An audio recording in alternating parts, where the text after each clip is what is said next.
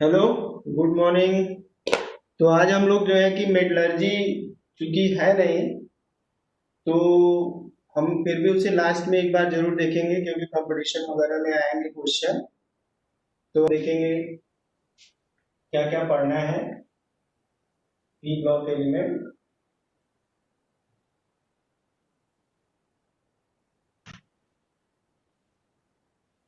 ठीक है।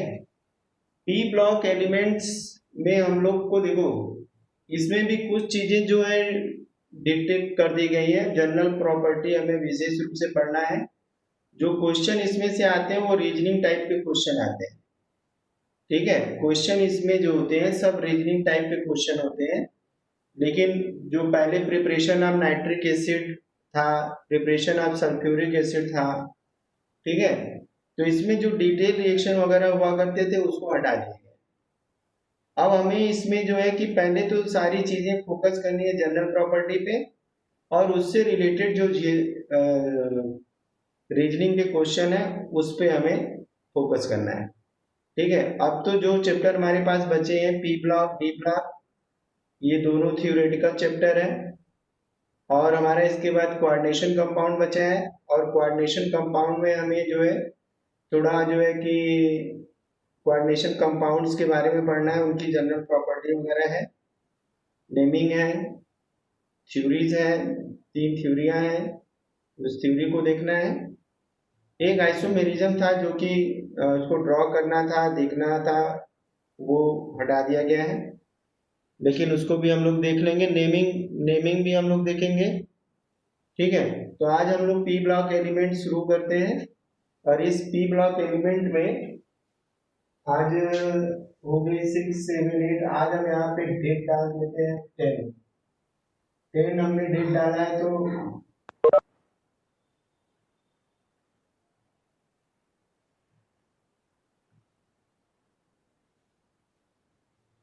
ठीक है।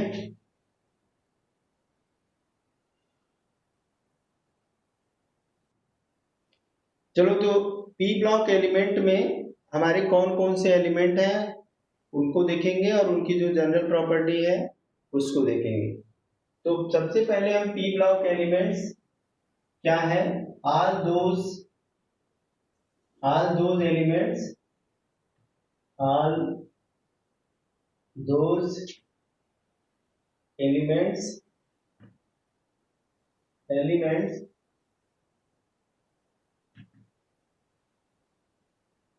whose last electron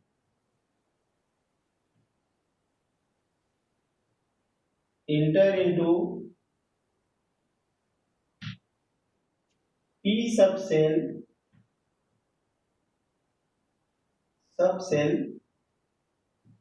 of valence cell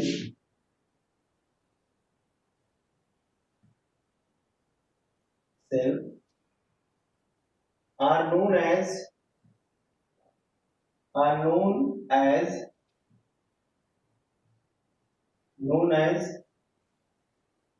are known as p block elements. p block elements। ठीक है। तो जिनके लास्ट इलेक्ट्रॉन पी सबसेल में जाते हैं, पी सबसेल में जाते हैं, उनको हम पी ब्लॉक एलिमेंट्स बोलते हैं। ठीक है। अब इनका जो जनरल इलेक्ट्रॉनिक कॉन्फ़िगरेशन है, जनरल इलेक्ट्रॉनिक इलेक्ट्रॉनिक कॉन्फ़िगरेशन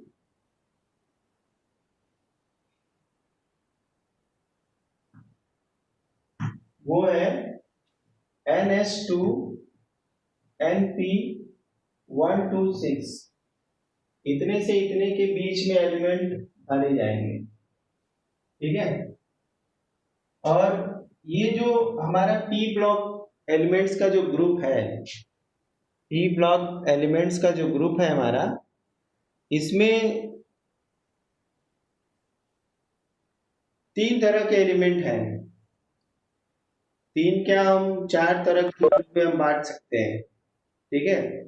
एक तो मेटल है, मेटलॉयड है, नॉन मेटल है, और नॉन मेटल में ही हमारा इनर्ट गैस है। This block includes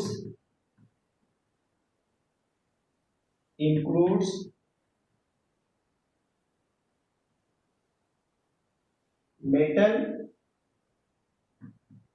metalloid,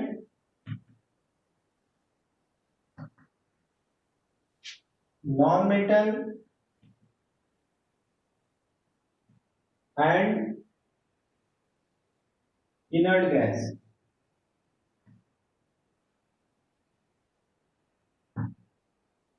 inert gas, ठीक है, एलिमेंट, ठीक है। इतनी चीजें इसके अंतर्गत आती हैं, ठीक है। अब इसको नोट कर लो सब कोई, और या स्क्रीनशॉट ले लो। तो वो सभी एलिमेंट्स जिनके last electron P sub shell, valence shell के पी सब शेल में जाते हैं, तो उनको पी ब्लॉक एलिमेंट कहते हैं। इस पी ब्लॉक एलिमेंट के अंदर जो है, इनका जो इलेक्ट्रॉनिक कॉन्फ़िगरेशन जनरल है वो NH2Np 1 माइनस और 1 2 6 तक इलेक्ट्रॉन इसमें भरे जाएंगे, ठीक है। और इसमें इस ब्लॉक के अंदर क्या क्या आते हैं, मेटल भी है, मेटेलॉइड्स भी है, और नॉन मेटल है, इनर्ट गैस है, ये सारी चीज इसके अंदर आते हैं, ठीक है। अब हम पी ब्लॉक में देखेंगे कि कौन कौन सा ग्रुप है, ठीक है, और कौन कौन से एलिमेंट है। तो इसका स्क्रीनशॉट ले लिया होगा सबने, ले लिया, चलो ठीक है।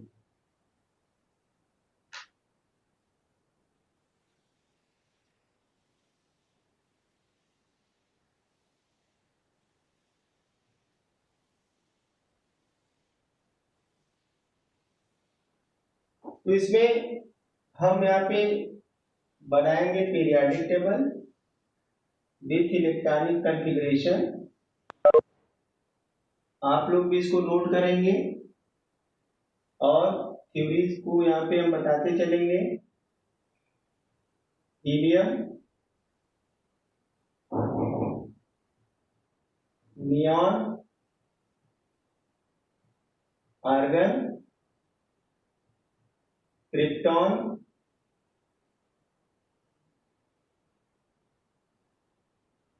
ज़ीनान और रेडॉन, ठीक है। इसके आगे हम यहाँ पे इसको मिला देते हैं,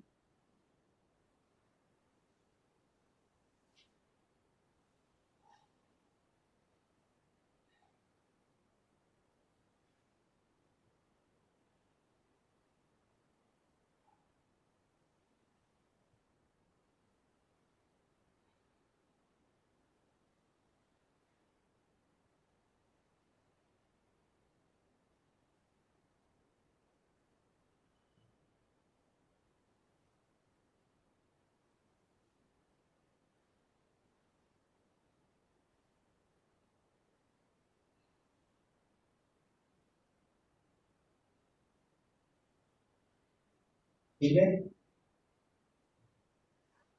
अभी इसको हम बना रहे हैं, तो ये हो गया हमारा हाइड्रोजन ग्रुप, यानी कि ये फ्लोरीन, ऑक्सीजन, नाइट्रोजन,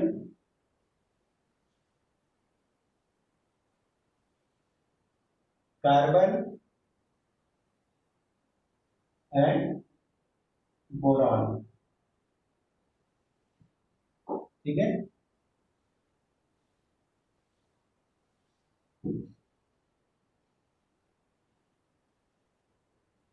ये हमारा 13 ग्रुप है, 14 ग्रुप है, 15, 16 और ये 17 और ये 18, ठीक है। अब यहां से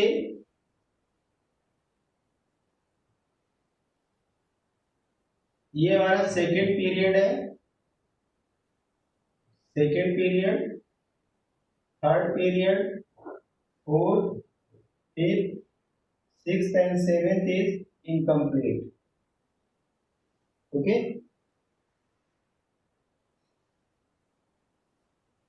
अब इसमें बोरॉन की फैमिली में एल्युमिनियम, गैलियम, इंडियम और थैलियम है। ठीक है, ये हमारा हो गया बोरान की फैमिली में aluminium, gallium, indium and thallium. Carbon की फैमिली में सिलिकॉन, जर्मेनियम और स्टेनस, प्लम्बम, पीबी। ओके, ये हो गए,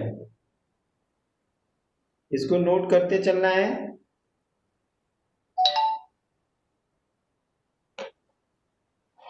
और इसके बाद नाइट्रोजन की फैमिली में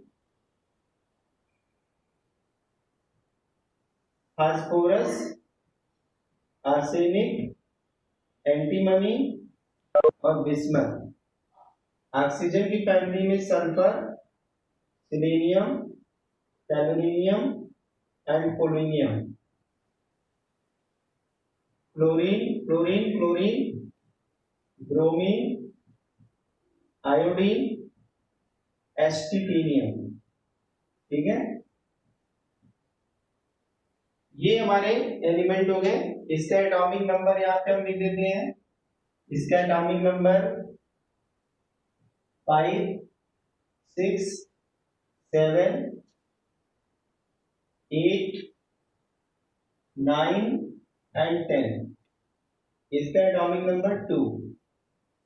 ठीक है, अब इस 5 में 8 अगर ऐड करेंगे तो ये जाएगा 30, ये जाएगा 14, 15, 16, 17 एंड 18।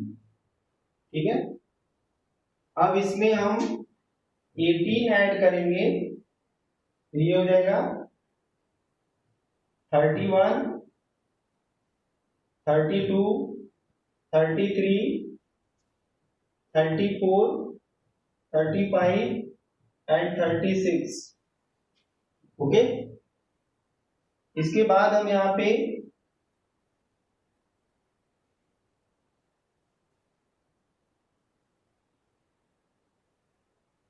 एटीन फिर जोड़ेंगे। 18 यहां से हो जाएगा 9 एंड 49 यहाँ पे जाएगा। 49, 50, 51, 52, 53 एंड 54। ओके, यहाँ पे फिर इसके बाद हम 32 ऐड करेंगे 18 में, इसमें 32 ऐड करेंगे। ठीक है, तो ये हो जाएगा 1 और ये हो जाएगा 7 एंड 8। तो 82, 83, 84, 85 एंड 86। अब इस लास्ट वाले का अगर पता करना है तो हम इसमें फिर 32 जोड़ देंगे इस वाले में, तो ये नीचे वाले का पता हमें लग जाएगा। तो हमने क्या क्या जान लिया कि कौन कौन सा ग्रुप है। ये हमारा ग्रुप है यहाँ पे। ठीक है, इसको ऐसे कर देते हैं यहाँ पीरियड नीचे की ओर, और ये ग्रुप हो गया। तो 1, 2, 3, 4, 5, 6 ग्रुप है हमारे पास। हमें जो पढ़ना है वो ग्रुप हमारा है 15 से लेकर के 18 तक। 1, 2, 3, 4 पढ़ना है। 4 ग्रुप हमें पढ़ना है। हमें पढ़ना कितना है? 4 ग्रुप। ठीक है, पहले हम जनरल सबके बारे में जानेंगे। ठीक है, अब यहाँ पे हम जो लाइन खींचने जा रहे हैं पहले ये बताएंगे कि कहाँ पे मेटल है, नॉन मेटल है, मेटलॉइड है और इनर्ट गैस है। सबका पहले इलेक्ट्रॉनिक कॉन्फ़िगरेशन लिख लेते हैं और जनरल इलेक्ट्रॉनिक कॉन्फ़िगरेशन, फिर उसके बाद हम जो है कि उनके बारे में मेटालिक प्रॉपर्टी, मेटलॉइड और नॉन मेटल और इनर्ट गैस, इसके बारे में जानेंगे। तो हम ये लास्ट वाला जो कॉलम है इसका यूज कर लेते हैं इलेक्ट्रॉनिक कॉन्फ़िगरेशन लिखने के लिए। ठीक है, जनरल इलेक्ट्रॉनिक कॉन्फ़िगरेशन। GeC, ठीक है। तो इसका इलेक्ट्रॉनिक कॉन्फ़िगरेशन है NH2, ठीक है, Np1, फिर यहाँ पे NH2 Np2, NH2 Np3, NH2 Np4, NH2 Np5, NH2 Np6, okay. तो ये हमारे जो हो गए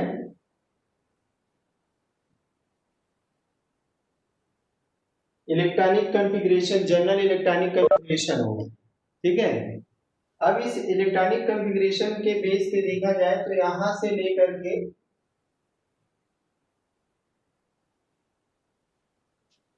ये जो हमारा कॉलम है इसको हम डार्क डार्क कर दे रहे हैं, ठीक है।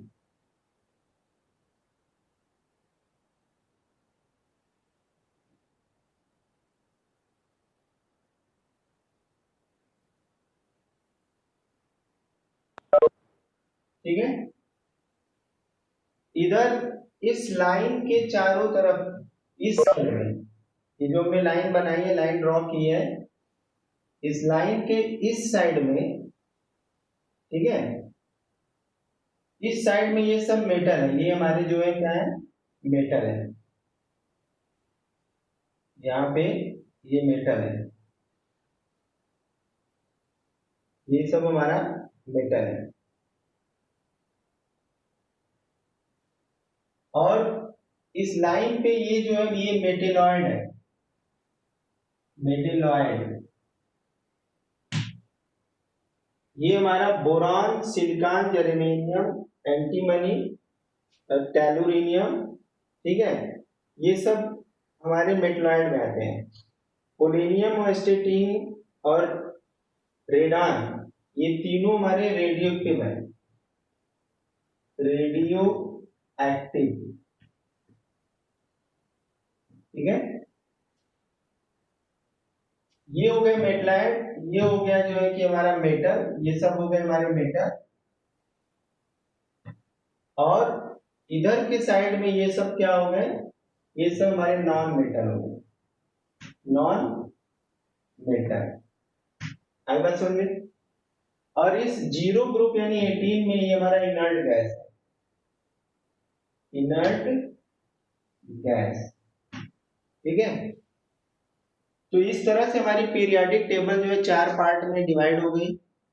हमने ग्रुप जान लिया, कहाँ मेटल है, कहाँ नॉन मेटल है, कहाँ मेटलॉइड है, कहाँ इनर्ट गैस है, ठीक है। इसको नोट करना है तो नोट कर सकते हो या स्क्रीनशॉट ले लो, फिर एक एक करके सबके बारे में हम लोग जानेंगे, ठीक है। इसमें ये नोट कर लिया तो ठीक है। ये जो हमारा ग्रुप यहाँ ऊपर दिखाई दे रहा है, ये जो हमारा सेकेंड ग्रुप एलिमेंट जो है, ठीक है, सेकेंड ग्रुप एलिमेंट, इनको हम रिप्रेजेंटेटिव कहते हैं, क्या कहते हैं, रिप्रेजेंटेटिव,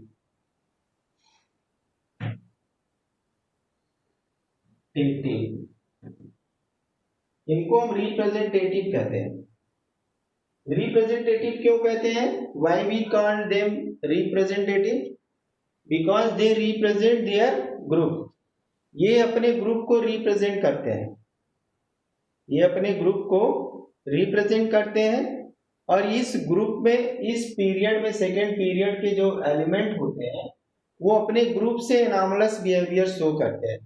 एनॉमलस बिहेवियर शो करते हैं क्या मतलब, अपने ग्रुप के प्रॉपर्टी के साथ साथ कुछ डिफरेंट प्रॉपर्टी शो करते हैं जो कि बाकी ग्रुप के एलिमेंट शो नहीं करते। याद रखना है कि इस ग्रुप के जो एलिमेंट है, सॉरी इस पीरियड के जो एलिमेंट है वो रिप्रेजेंटेटिव एलिमेंट है, हालांकि अपने ये ग्रुप को रिप्रेजेंट करते हैं लेकिन फिर भी अपने ग्रुप से कुछ डिफरेंट प्रॉपर्टी रखते हैं, कुछ क्या रखते हैं, डिफरेंट प्रॉपर्टी रखते हैं।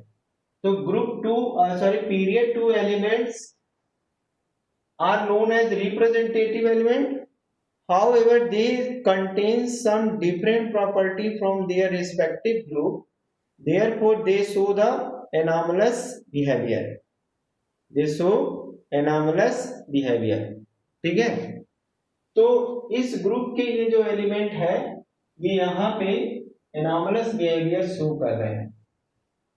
ठीक है, हम यहाँ तक इसको लेंगे, ये एनॉमलस बिहेवियर शो करते हैं। ठीक है, सबके लिए एक कॉमन चीज है, हम इसके साथ साथ पूरा रीजनिंग क्वेश्चन भी पढ़ते चलेंगे, रीजनिंग क्वेश्चन हम डिस्कस करते चलेंगे। पहले हम लोग जनरल प्रॉपर्टीज पे आएंगे। ठीक है, उस जनरल प्रॉपर्टी को जानने के बाद फिर उसके बाद हम आगे बढ़ेंगे।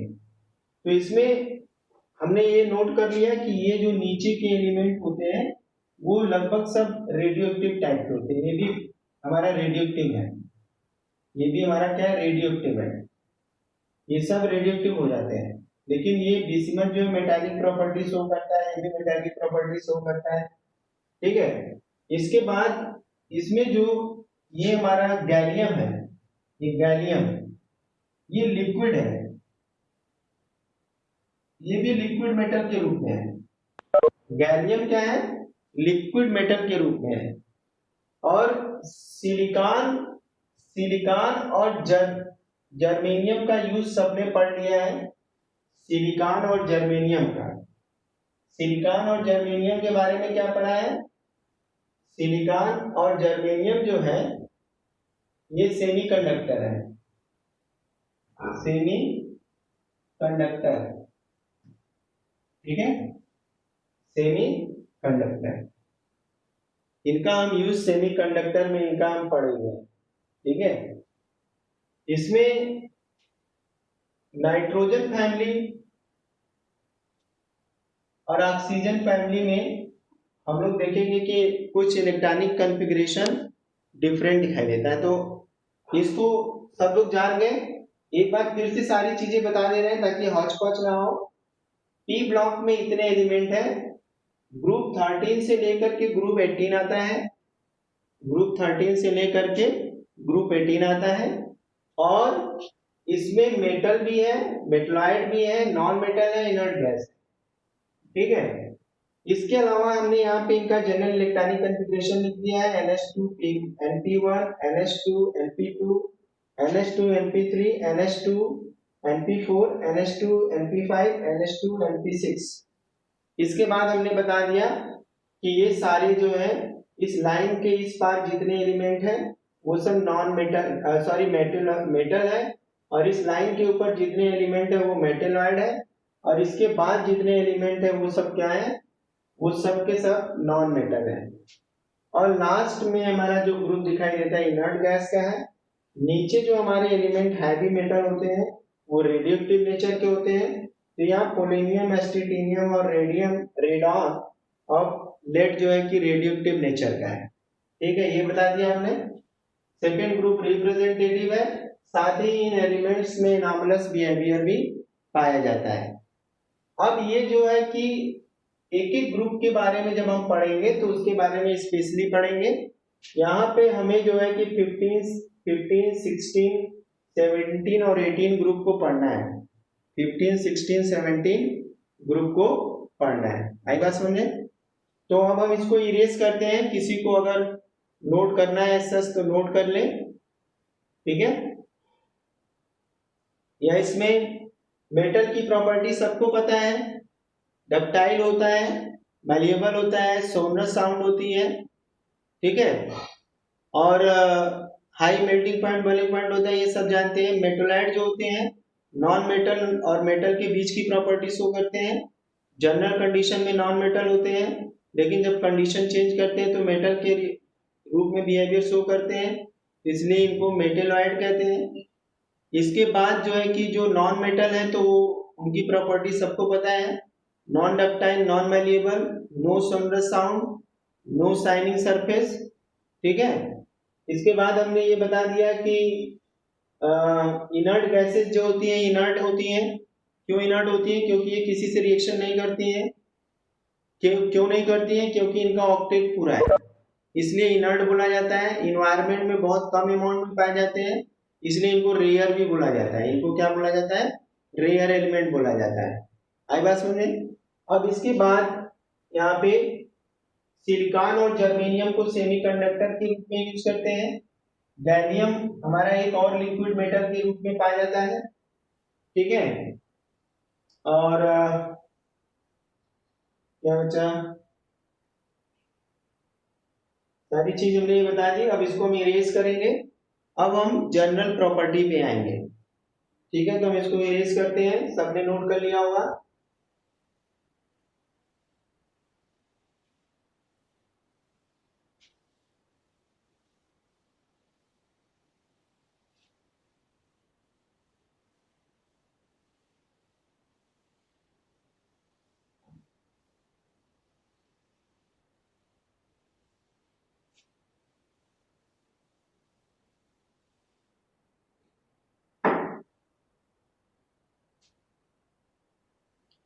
तो अब हम जनरल प्रॉपर्टी में क्या क्या आएंगे?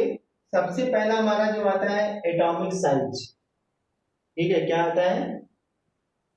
Atomic size. Atomic size. फिर इसी एटॉमिक साइज का जो ट्रेंड हमें मिलेगा वो आयनिक कोवेलेंट वंडरवाल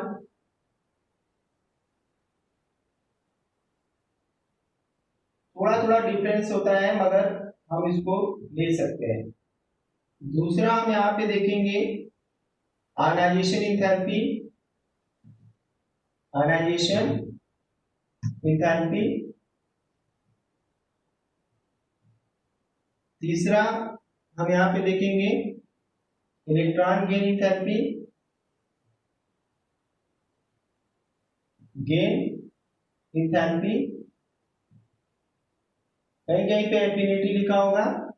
फोर्थ हम इसमें देखेंगे इलेक्ट्रोनेगेटिविटी, नेगेटिविटी, ठीक है। फिफ्थ हम यहाँ पे देखेंगे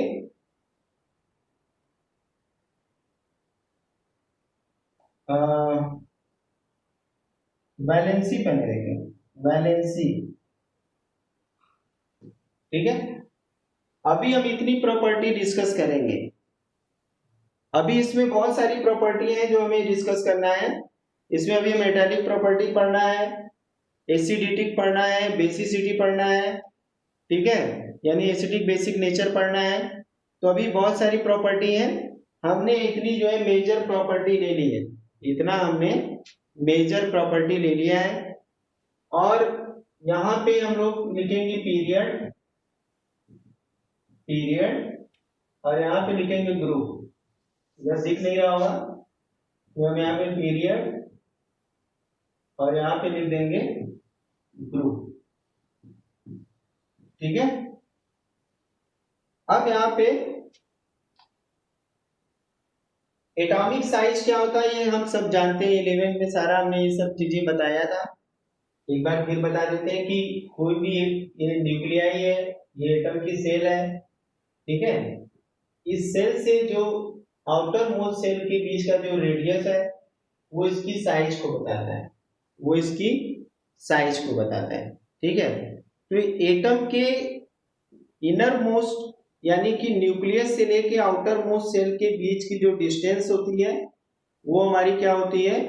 एटॉमिक रेडियाई होती है, और वही हमें बताती है एटॉमिक साइज। अब अगर हम पीरियड में जाते हैं तो एटॉमिक साइज क्या होती है? घटती जाती है। डाउन द ग्रुप का साइन का मतलब क्या है? डिक्रीजेस। और ग्रुप में हम जाते हैं down the group top to bottom. यहां पे हम लोग लेफ्ट टू राइट जान रहे हैं, लेफ्ट टू राइट, और यहां पे हम टॉप टू बॉटम जाते हैं, ठीक है, टॉप टू बॉटम। तो यहां पे ये डिक्रीज कर रहा है और ये इंक्रीज करेगा, इंक्रीजेस। अभी सब रीजन भी बता देंगे। इसके बाद अगर आयनाइजेशन एंथैल्पी की बात करते हैं तो पीरियड में जाने पे आयनाइजेशन एंथैल्पी साइज के घटने के कारण बढ़ती जाती है और ग्रुप में जो है साइज बढ़ने के कारण घटता जाता है। इलेक्ट्रॉन गेन एंथैल्पी पीरियड में बढ़ता है और ग्रुप में जो होता है वो घट जाता है। इलेक्ट्रोनेगेटिविटी पीरियड में बढ़ता है और ग्रुप में डाउन द ग्रुप आते हैं तो घट जाता है। वैलेंसी अगर पीरियड इसमें देखा जाए, ग्रुप में देखा जाए तो लगभग सेम होती है। क्या होती है? सेम होती है। ठीक है। और यहाँ पे पीरियड में अगर हम जाते हैं तो ये चेंज होती है। फर्स्ट इंक्रीज करती है, first increases then decreases, then decreases. ठीक है। इसके बाद ये घटती जाती है। तो इसको सब कोई नोट कर लो। फिर कल हम ये क्लास में, क्योंकि अब मीटिंग खत्म होने जा रही है, तो यहाँ पे इसको सब कोई देख लो, इसको नोट कर लो। कल इसको हम फिर से डिटेल में आएंगे, क्यों कैसे घटता है, क्या रीजनिंग क्वेश्चन यहाँ पे बनते हैं। रीजन एसर्शंस के अगर क्वेश्चन आएंगे तो पी ब्लॉक से बहुत सारे क्वेश्चन मिलेंगे और बहुत डिफिकल्ट क्वेश्चन मिलेंगे। हमें लगेगा कि वो सही है लेकिन वो सही नहीं होगा। ठीक है। तो इसको जानने के लिए हमें थारोली पूरी चीजों को पढ़ना होगा। तो आज के लिए हमने इतनी चीजें जो लिखी हैं, कल आपको पढ़ के आना है और इसके बारे में हम डिटेल बताएंगे और जो इससे रीजनिंग क्वेश्चन बनेंगे उन सारे क्वेश्चंस को हम लिखेंगे। ठीक है।